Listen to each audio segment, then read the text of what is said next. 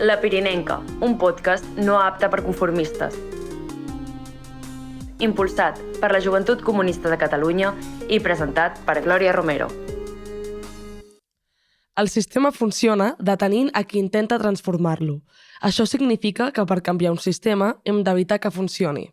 Sara Ahmed, escriptora britànico-australiana, centrada en la teoria feminista i queer, la crítica del racisme i el postcolonialisme. Hola, pirinenques, què tal? Com esteu? Vosaltres esteu veient aquest episodi enmig de Setmana Santa, però en realitat l'estem gravant molt abans. Per això, avui, en comptes de repassar l'actualitat, ens centrarem en un tema que ha estat molt present en la militància catalana durant els últims anys. A dia d'avui ja són 6 els policies infiltrats als països catalans que s'han destapat gràcies a les investigacions de la Directa. Així que en fem un breu repàs de cadascun d'ells per contextualitzar els casos i entendre l'abast d'aquesta infiltració al nostre territori, ja que el tema central d'avui serà la violència institucional, un fenomen que afecta directament els moviments socials i la defensa dels drets humans.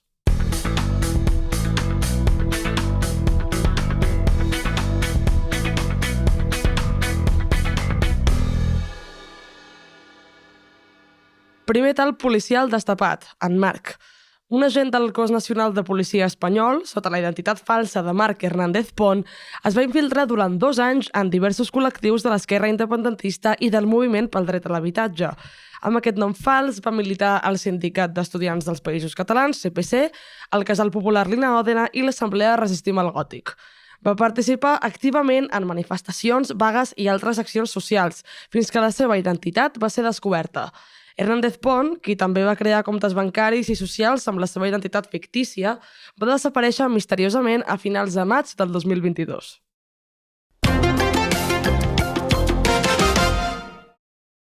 Dani, el segon talp d'estat per espiar l'activisme. Un altre agent del Cos Nacional de Policia espanyol, sota la identitat falsa de Daniel Hernández Pons, va infiltrar-se en el moviment llibertari i els col·lectius socials de Barcelona durant 3 anys. Després d'arribar al barri de Sant Andreu el 2020, va guanyar-se la confiança dels activistes establint relacions sexoafectives, és a dir, dur a terme un abús de poder en tota regla, per accedir a espais claus com la Cinètica o altres ateneus. A més de participar en diverses manifestacions, va estar implicat en desnonaments i actes de resistència. La seva identitat va ser descoberta gràcies a proves fotogràfiques i errors documentals. Dani, aquest policia de Mallorca, mantenia una doble vida i es va fer passar per un activista més fins que va desaparèixer a finals del 2022. El cas va quedar vinculat al de Marc Hernández Pont, revelant una operació policial secreta a gran escala.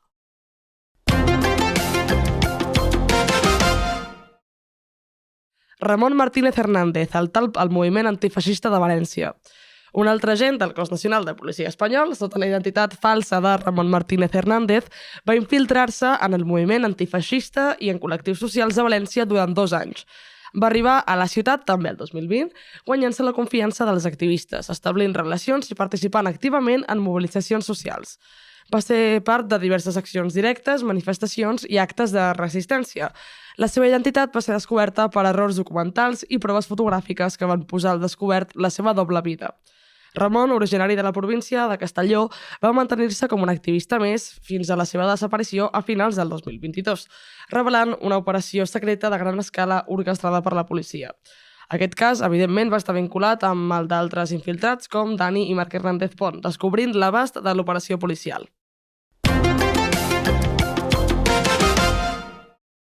Maria I.T., infiltrada en els moviments socials de Girona. Un altre agent, en aquest cas una dona, del Cos Nacional de Policia espanyol, sota la identitat falsa de Maria I.T., va infiltrar-se en els moviments socials de Girona entre el 2020 i 2023. Va establir una relació afectiva amb Òscar C., una altra vegada estem parlant d'abús de poder, un activista independentista implicat en el tall de les vies de l'AVE per obtenir informació de primera mà. Maria va participar activament en assemblees del CDR, mobilitzacions pel dret a l'habitatge i altres activitats relacionades amb l'independentisme i l'antifeixisme. Durant aquest temps va mantenir una doble vida, implicant-se sentimentalment amb Òscar i altres activistes.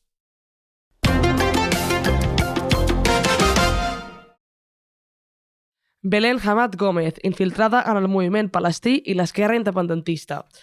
Belén Hamad Gómez es va infiltrar sota aquesta identitat falsa durant 2 anys a la Comunitat Palestina de Catalunya, endavant i al Casal Popular 3 voltes rebel sota una identitat falsa.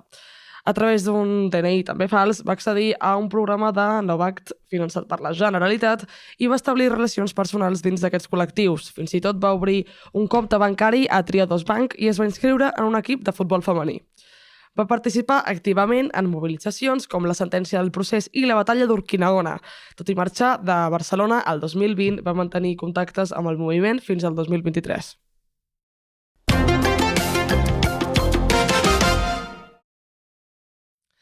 Joan Lluet Garcia, infiltrat en l'activisme independentista i social de Lleida. El Lluet Garcia, que és l'últim agent del qual s'ha revelat que també ha estat implicat en l'espionatge d'Estat, és un agent de la 32a promoció del Cos Nacional de Policia que es va infiltrar durant 2 anys a l'activisme de Lleida sota aquesta identitat falsa. A través de l'Ateneu Cooperatiu La Baula es va introduir al CPC i al sectorial d'Ecologia d'Endavant.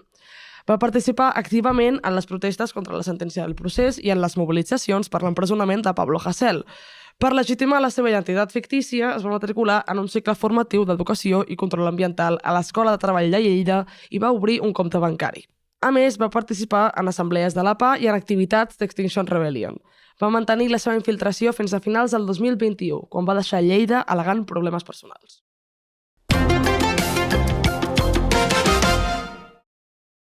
Està clar que lluitar contra l'espionatge d'Estat i les infiltracions policials és una tasca complicada, però entitats com Irídia treballen incansablement per defensar els drets humans i garantir la seguretat de les persones militants. En aquest context, avui tindrem l'oportunitat de parlar amb la Cira Martínez, coordinadora de l'equip psicosocial d'Irídia, sobre la seva tasca en la defensa dels drets civils i polítics. Així, a més d'analitzar els casos d'espionatge, també explorarem la feina de l'entitat i com treballen per combatre la violència institucional. Després de la pausa antipublicitària, entrem en matèria.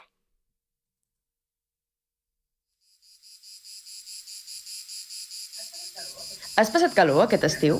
Les grans empreses són les responsables del 71% de la contaminació mundial. Lluita pel nostre futur. Afilia't a la Joventut Comunista de Catalunya.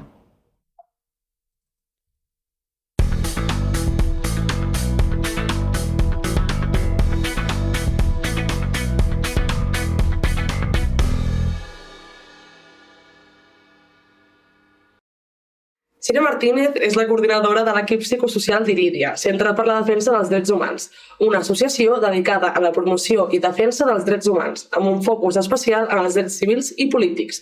A més, és una de les autores de l'informe anual sobre violència institucional, un tema que també abordarem en aquesta entrevista. Bona tarda, Cira. Què tal? Bona tarda. Bé, molt bé, encantada d'estar aquí, gràcies. Per començar, ens podries explicar amb les teves paraules què és Irídia i quins són els seus principals objectius? Sí, doncs Irídia és una entitat sense ànim de lucre, és una associació i el que fa és defensar els drets humans, sobretot els drets civils i polítics, a través de la denúncia, a través d'una eina, l'eina principal que és el litigi estratègic, però també de la incidència política. Què és el litigi estratègic? Doncs el litigi estratègic és agafar casos de vulneracions de drets humans que són representatius per alguna cosa i que, a part de fer la representació legal d'aquell cas, d'aquella persona, aquell cas individual, el que busca és tenir com una transformació i un impacte social i polític, no? Que es canviïn protocols, lleis, a part de també com sensibilitzar en general la població, que sigui un tema que es parla, o sigui, com a través d'un cas concret aconseguir canvis col·lectius. I tu ets la coordinadora de l'equip psicosocial. En què consisteix aquesta intervenció psicosocial i per què la considereu un element clau en la vostra feina? Doncs mira, jo sempre per explicar això ho diferencio com en 2 parts. O sigui, a Irídia tenim el Servei d'Atenció i Denúncia de Violència Institucional, que és un servei on fem atenció i acompanyament psicojurídica a persones que han patit situacions de violència institucional per part de cossos de seguretat, o sigui, agents policials o agents de seguretat privada que exerceixen funcions públiques a l'àrea metropolitana de Barcelona. Això és el servei, no? Llavors, en aquest servei fem això, fem acompanyament jurídic i psicosocial en conjunt. Després, si voleu, podem desenvolupa més això. Però a part d'això, Irídia té altres línies també temàtiques, no?, on posa el focus, com són les polítiques migratòries i de frontera, la defensa de l'espai de la societat civil, no?, tot que és el tema protesta, però amb una mirada més gran, més àmplia, la privació de llibertat i la memòria històrica. Llavors, en totes aquelles altres línies, en qualsevol cosa que fa Irídia també cal posar la mirada psicosocial, no? És la manera com treballa Irídia, és que aquesta mirada psicosocial és transversal a tot el que fa l'entitat. I quina és la tasca com específica de l'equip psicosocial? Del dia a dia de... Doncs mira, això, en tot el que seria... No en el servei d'atenció i denúncia, sinó en tot l'altre, és posar la mirada en tots els projectes que es fan. Pues, quins temes s'investiguen, per què i com s'investiguen aquests temes, no? O sigui, que la part dels impactes psicosocials sempre estigui present i també, sobretot, posar la mirada en què les persones afectades directament estiguin involucrades en els processos d'investigació, de denúncia, etc., entre altres coses, no? Com això seria una mica posar la mirada psicosocial en tot això. I després, en el servei d'atenció i denúncia, el que fem és acompanyar a les persones que han patit una situació de violència policial o de seguretat privada, des del primer moment on arriba la persona i en tot el seu camí, en tot el seu recorregut. Amb l'objectiu, principalment, de poder com integrar una mica la situació de violència viscuda, no? Com que la persona pugui entendre què ha passat i com poder recuperar-se una mica de tot el que ha suposat aquesta experiència a la seva vida. I després també per acompanyar i poder mitigar una mica el que suposa un camí de denúncia per una via jurídica. Que moltes vegades és això. El cos policial, que també... Exacte. Que en teoria és la gent que t'ha d'ajudar a fer la denúncia, no? Però en aquest cas és a l'inrevés. Exacte, o sigui, jo crec que qualsevol procediment jurídic no és agradable de per si, no és agradable, però el que tu dius, o sigui, fer una denúncia als agents policials i als agents de seguretat, doncs, òbviament, té moltes més dificultats. Clar. Sí. Com definiries la violència policial i la institucional i en quins àmbits o situacions es dona més sovint? O cap aquí? Mira, nosaltres l'àmbit que treballa Irídia són situacions d'agressions i de maltractament i tortura, ja sigui físic o psicològic. I llavors això ha de ser que estigui... O sigui, el delicte de tortura comporta de per si que està comès per un funcionari públic. Això diferencia una mica de qualsevol agressió que pots patir de qualsevol persona al carrer, no?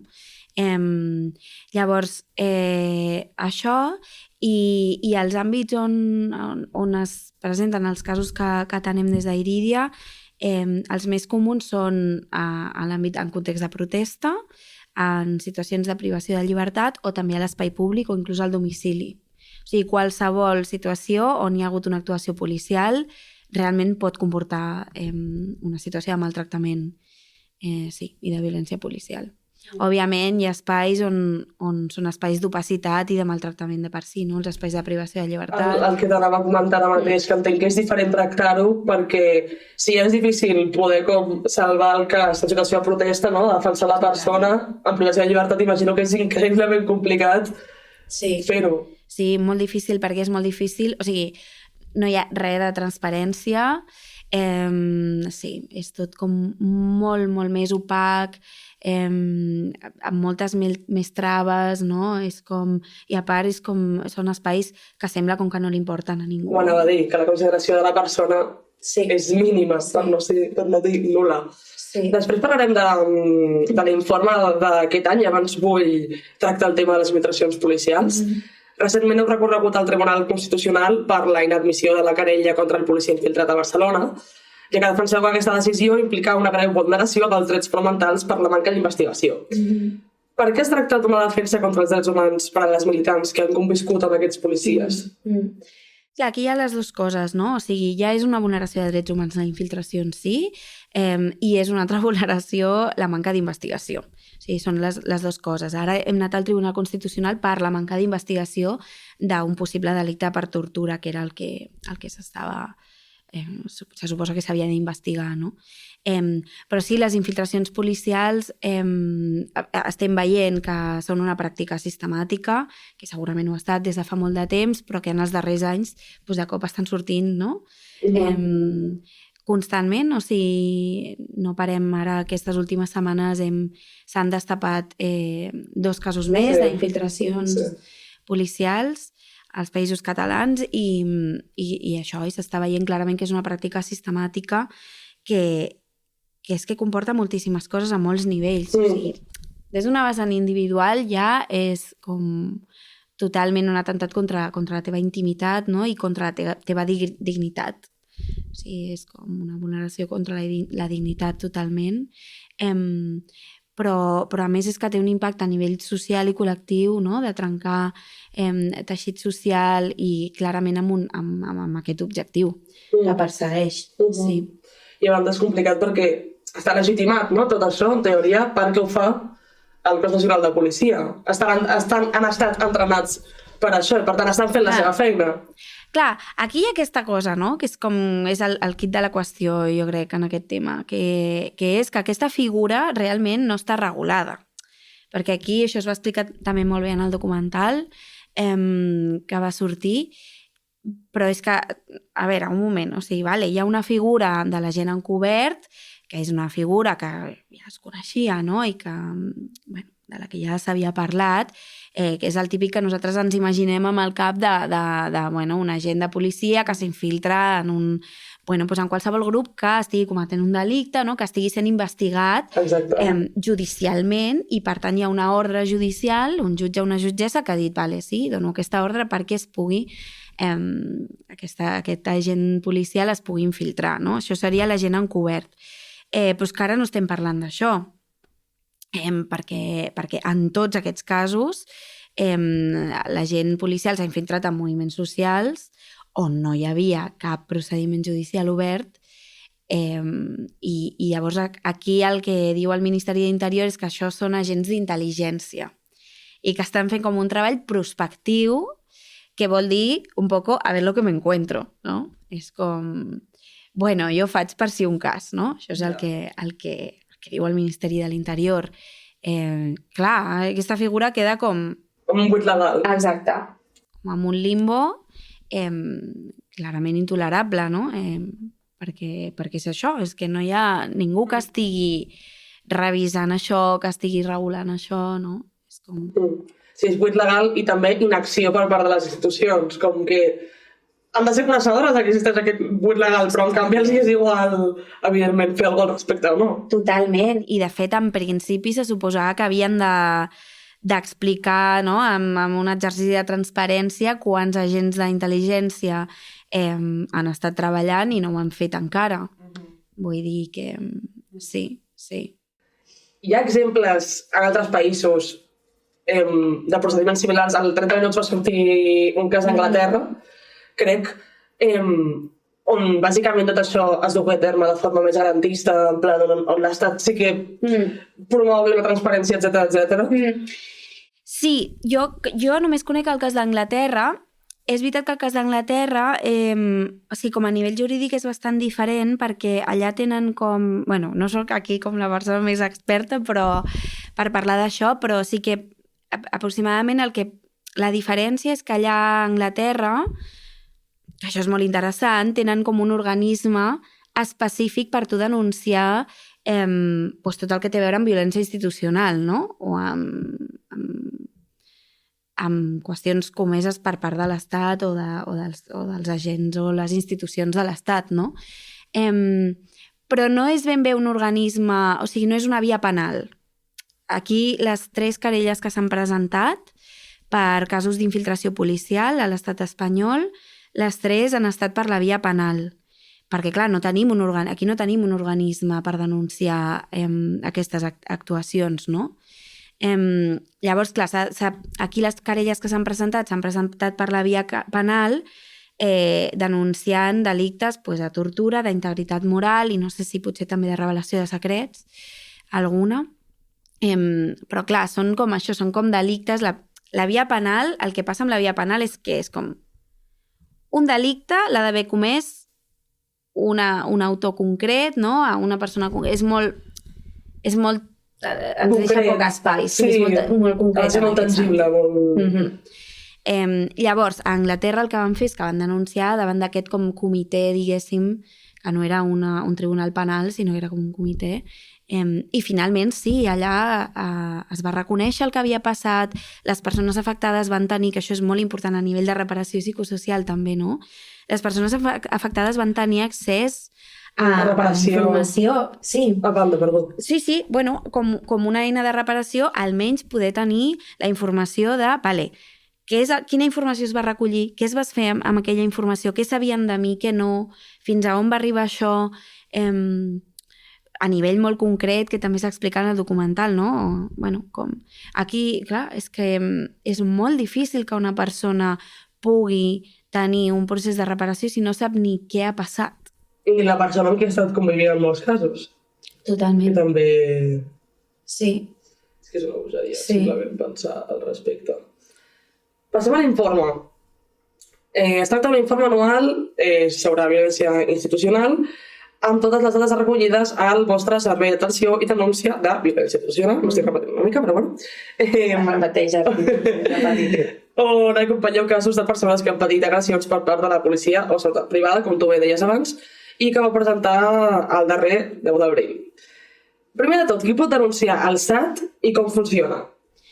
Sí, aquest servei nosaltres atenem a qualsevol persona que hagi patit una situació de violència per part de o agents de qualsevol cos policial o d'un agent de seguretat privada que està fent funcions públiques. Això vol dir, per exemple, la seguretat de la Renfe.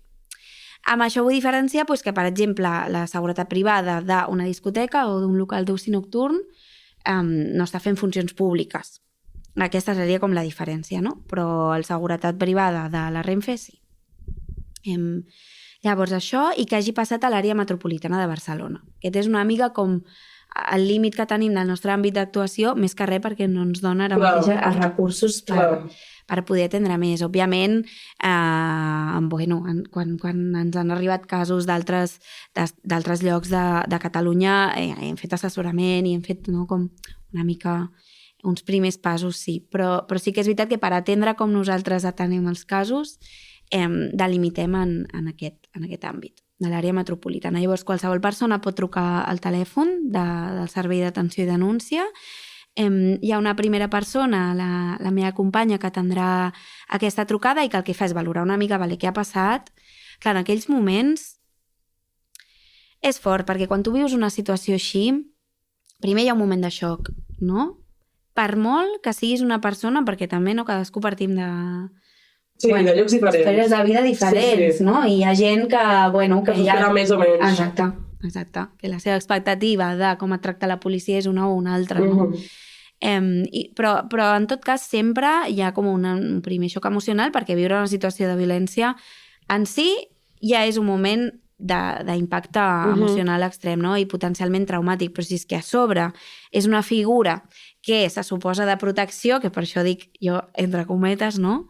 Però que òbviament se suposa que la seva feina no és aquesta, entre cometes, doncs això, tu ja estàs com en una situació de xoc i de molta vulnerabilitat.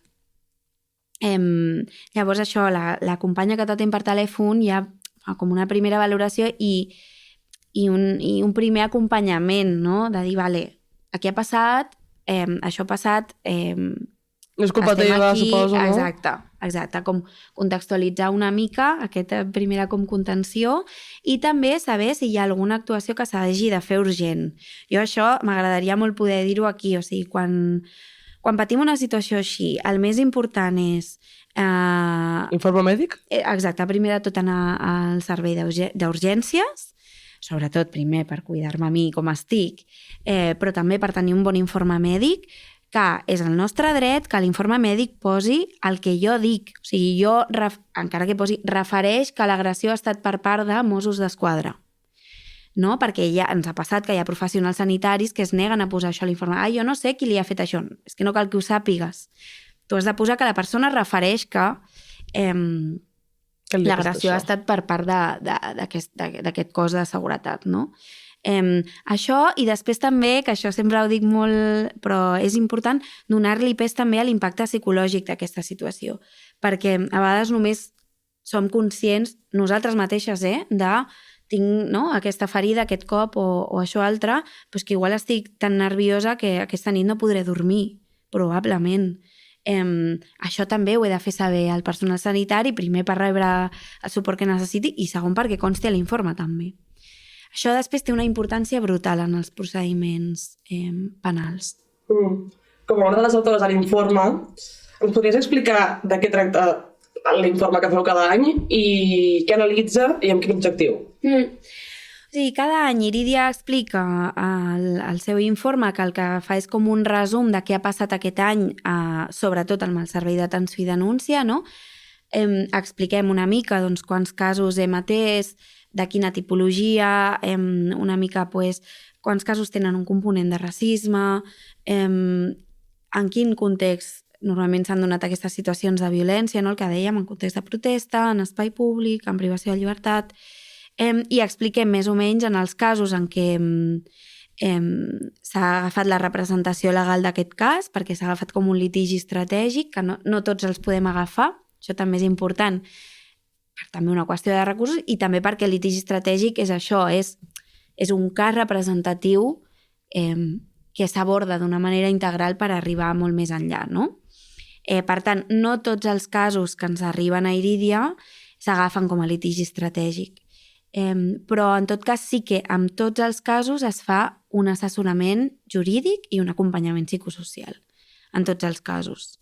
Llavors ara m'he perdut. Llavors a l'informe expliquem això i sempre posem el focus en una qüestió concreta, perquè clar, ens serveix molt per això, per fer com un termòmetre de quina és la situació de violència institucional a la ciutat de Barcelona o a l'àrea metropolitana, no?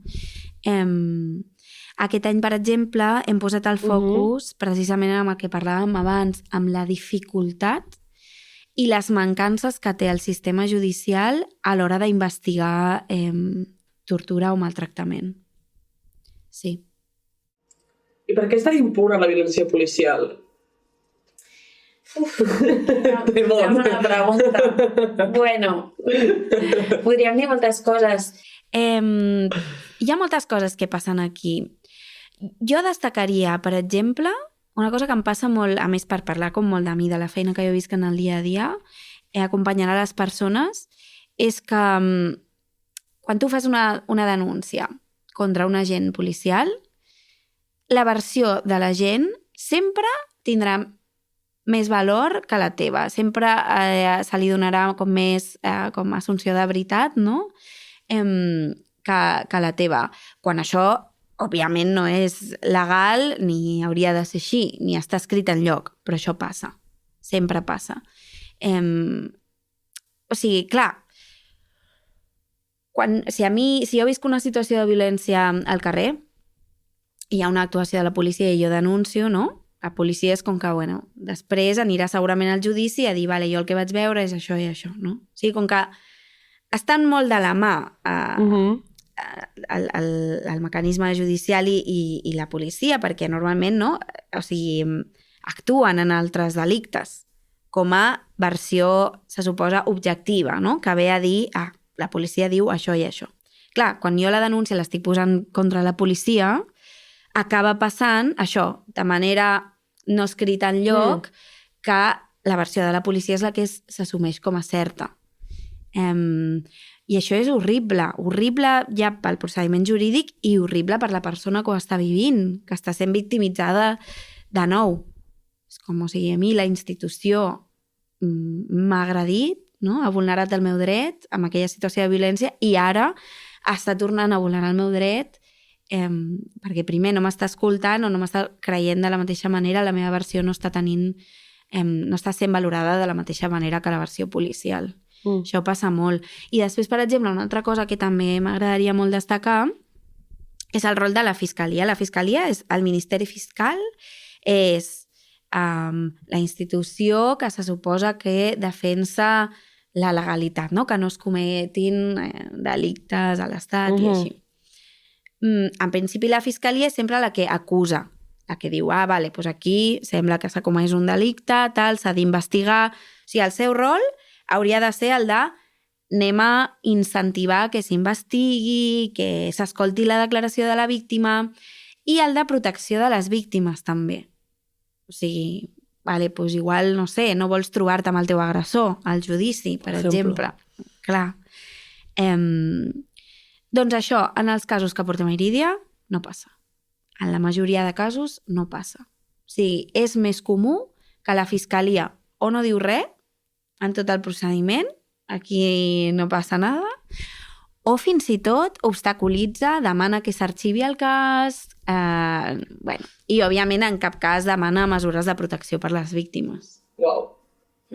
Clar, perquè dos aspectes que destaqueu bastant com a Irídia, tant al web com a tot arreu, és que per vosaltres dues peces claus serien el rendiment de comptes i la transparència del cos policial. Per què això hauria de ser bàsic? Clar, nosaltres, efectivament, el que estem demanant des de fa molts anys i és com, o sigui, una de les coses en què més fem èmfasi és en la necessitat de crear un mecanisme extern de control de la policia.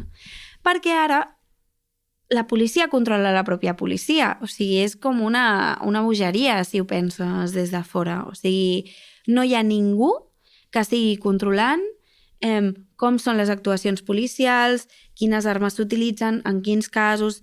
Sí, hi ha els serveis d'assumptes interns, afers interns, que són propis dels cossos policials. Això fa que, precisament, això afavoreix moltíssim la impunitat, perquè no hi ha cap informe extern d'aquella actuació. Clar, és el que et deia, potser en altres tipus de delicte la policia és la que pot ser com un informador extern. Tal. Aquí no, llavors dificulta moltíssim perquè no hi ha transparència. I de quines eines podríem dotar-nos la societat civil per fer-la front? Això és una pregunta superinteressant, perquè a més, i abans que parlàvem amb el tema d'infiltració també, o sigui, hem de partir sempre, sobretot quan estem parlant de protesta, no? Que hi ha un objectiu darrere. Aquestes actuacions no passen de manera aïllada ni passen perquè hi ha les pomes podrides, no? Els cossos policials. O sigui, això passa perquè és una estructura que està fomentada i que té uns objectius i utilitza uns mecanismes per complir aquests objectius. Entre ells, desmobilitzar, trencar el teixit social i fomentar la por i la desconfiança perquè tota aquesta gent que està organitzada, que s'està movent i que està promovent canvis, ho tingui una mica més difícil. Hem de partir sempre d'això, de pensar que això és una pràctica sistemàtica i que persegueix uns objectius concrets. Això és important a nivell de tot psicosocial perquè entenguem això que això no m'està passant a mi perquè quan o a la meva organització. Exacte, perquè quan vius una situació així el més comú és començar amb aquests pensaments rumiatius de i per què a mi, què he fet jo malament, que no he sabut veure, per exemple, amb el tema de la infiltració, no? Jolín, a més, aquesta culpabilitat de com no he sabut veure això, o per què jo, o per què tal, o sigui, no, res d'això. Això és una cosa que està passant amb uns objectius, amb un mecanisme darrere, no?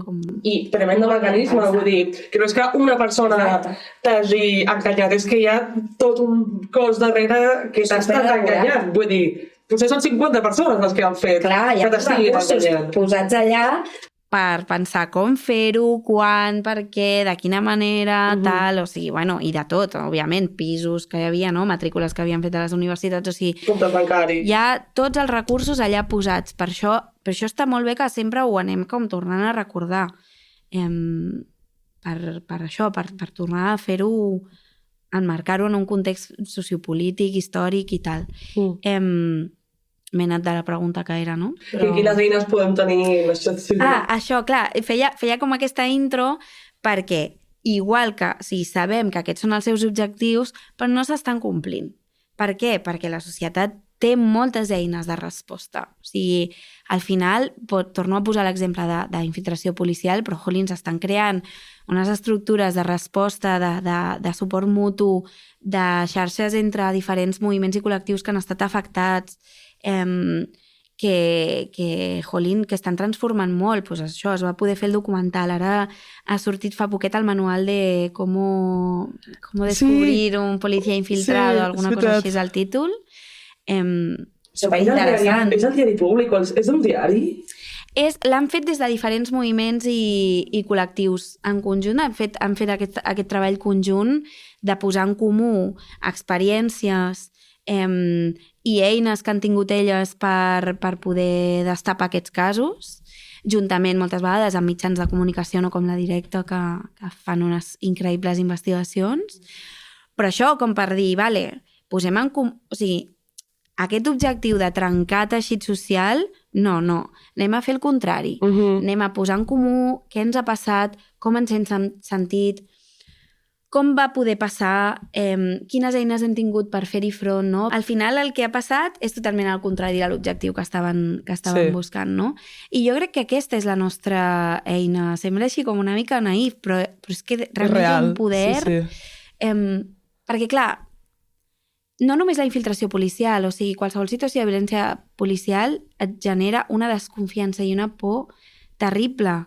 És molt comú que quan hem viscut una situació així, hòstia, la propera manillo no vaig. Total. Perquè estic cagada. Totalment normal. O jo què sé, o això, o de cop, deixo de participar dels espais que estava participant abans, o sigui, això pot passar i passa, però jo crec que això, que amb el suport mutu... És això, o sigui, què volen generar desconfiança? Doncs anem a generar més confiança entre nosaltres. Estem aprenent, perquè, clar, aquestes eines són una mica noves per nosaltres, que no són noves, la infiltració policial, el programari espia, Pegasus... Però abans era com, sabíem que si surts a una mani et poden donar amb la porra, no? Però ara de cop és com, hòstia... Potser a la reunió amb ell, no? Exacte. És que potser m'estic anant a fer unes birres. O m'espien des del meu telèfon mòbil, no? Clar, això toca de cop un àmbit íntim que abans no havíem considerat tant, no? Llavors, jo crec que abans teníem moltes estratègies més d'això, d'actuar, d'estar al carrer, no? Vale, pues sé que he d'anar, jo què sé, no? Com amb les estratègies de protegir-nos i de poder actuar millor en aquelles circumstàncies. Ara és quan hem de generar, i estem aprenent, jo crec, a generar noves estratègies per fer front a aquestes noves eines que estan utilitzant. Que estan intentant actuar més sobre la meva intimitat, sobre la meva confiança, sobre les relacions humanes, doncs anem a enfortir això. No? Difícil, però jo crec que ho estem fent bé. Sí, jo també ho crec.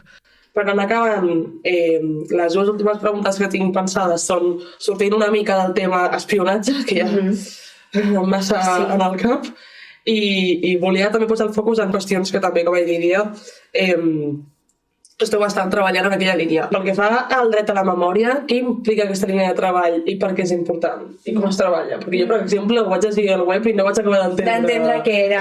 Sí. Doncs mira, és molt guai, és molt, molt interessant, a més perquè a mi sempre crec que és guai poder fer aquesta unió, no? Perquè clarament el que ens està passant ara ve d'un abans. Per exemple, no per tornar, però en moltes coses, no només en infiltració, però en moltes coses, moltes vegades s'emparen en la llei de secrets oficials per no donar informació, el que abans et deia. Sí. Havien d'explicar quants agents d'intel·ligència hi ha i no ho han fet. Seguretat Nacional, emparades per la llei de secrets oficials, que és una llei que va sortir, em sembla, el 68, si no m'equivoco, per tant, òbviament, una llei franquista que està totalment present avui dia i en la que segueixen protegint-se, no? Per tant, això, per això crec que el sentit, no, de seguir treballant sempre amb aquest marc històric. Llavors, l'Andrea, la meva companya, que és la referent d'aquesta línia, ha fet un treball molt interessant de recollida de testimonis de persones que van ser torturades, maltractades, a l'espai de Via Laietana 43, que és una comissaria que continua avui dia sent una comissaria de la Policia Nacional. I ara sembla que van dir que sí, que seria un espai de memòria, però que la policia continuaria allà. Com? No, això de espai de memòria no ho estem entenent. Però bueno, llavors això, tot això es fa amb aquesta feina de recollida de testimonis, no? De les persones. També es va fer com un projecte molt bonic d'una mica com reconstrucció de l'espai de Via Laietana, no? Entre com una memòria col·lectiva.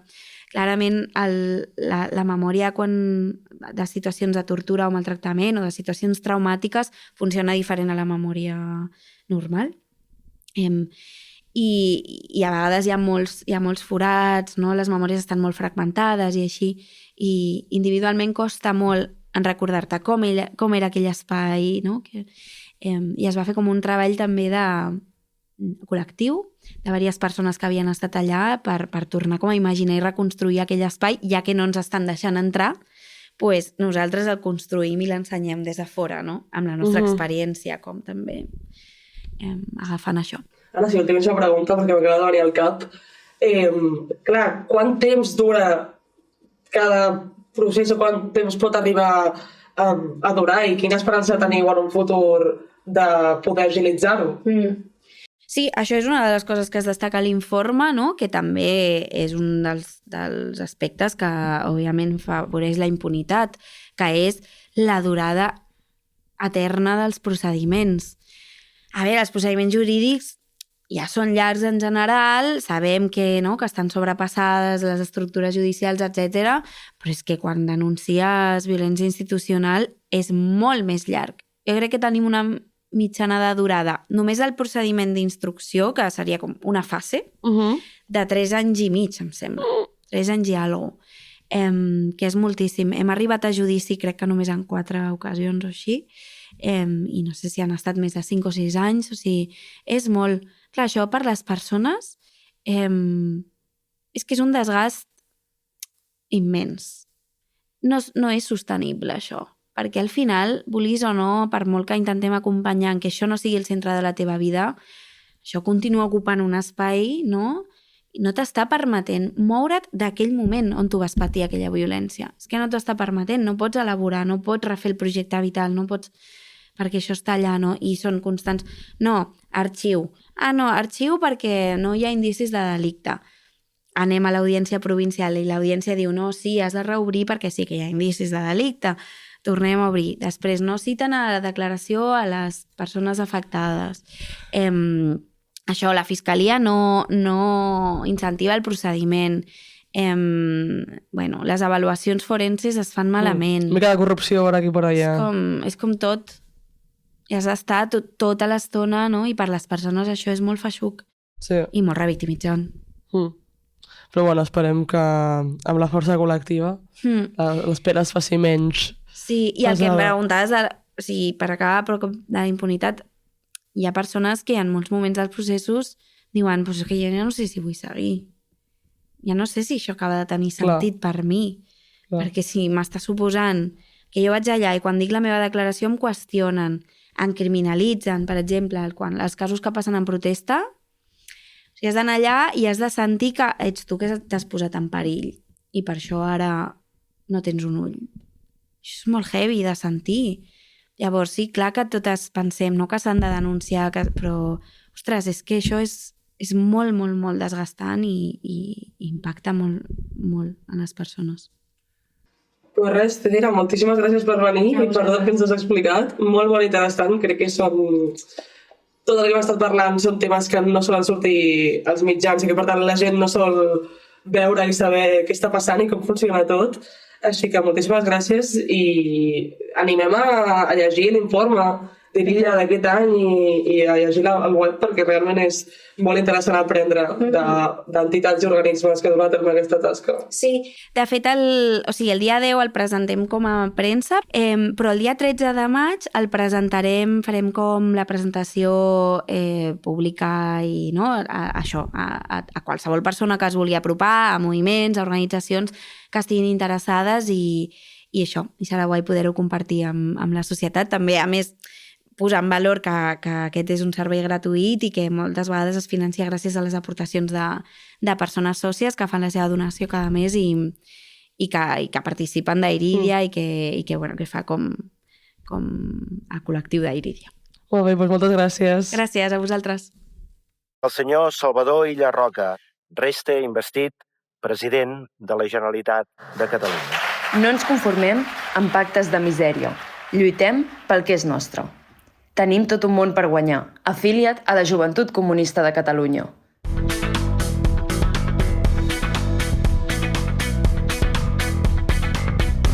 I com sempre, abans d'acabar, la nostra companya Lucía Liegas us fa una recomanació cultural que no podeu deixar escapar. Avui vinc a recomanar Nacionalisme banal, de Michael Billig, un llibre publicat per l'editorial Affairs, i és un llibre que és imprescindible a la llibreria de qualsevol marxista i sobiranista, ja que a partir del cas concret dels Estats Units, Michael Billig analitza el discurs nacionalista banal, entre cometes, que tenen nacions grans o pàtries grans, com és el cas dels Estats Units.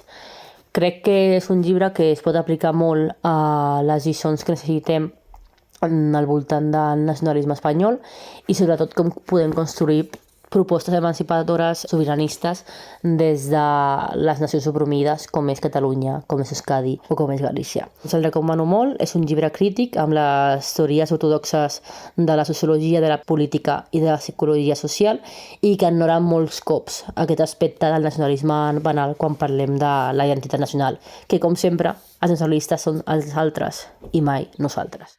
Ara sí que sí, pirinenques, posem punt i final a un episodi més. Moltes gràcies per escoltar-nos i ens veiem ben aviat.